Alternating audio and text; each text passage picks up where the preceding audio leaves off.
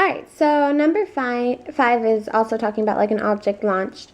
And for me, it's easier to set up a triangle. It's kind of the first step of mostly everything because it just helps you visualize everything. So you know that this is 37.9 degrees because they give it to us in the equation, because it says the launch angle above the horizontal. And then we're trying to find this because we're trying to find the horizontal velocity. So, well, we need to find this too as well, because it's better to know more than less. And then we know this is 50 meters per second, because that was also given in the equation. So, like I set up the earlier questions, you're going to set up sine 36.9 equals y over 50 meters per second. Okay, and that gives you 30.021 meters per second.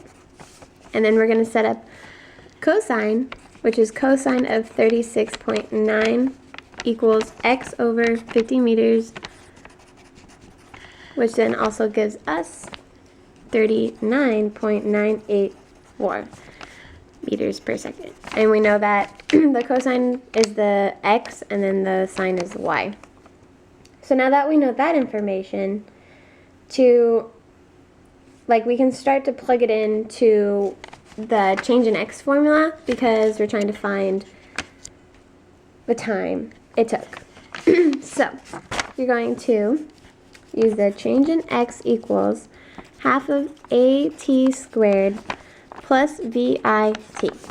So the change in x is 0 meters because it's not moving up or down. Or it's gonna move up and then go down, and it's gonna be in the same spot it was before. Then half of, and this one, it's negative 10 because the negative sign actually matters in it. T squared plus 30.021, because that's what we found as the vertical velocity, meters per second, and then t. Once you solve that out, time ends up becoming 6.0042 seconds.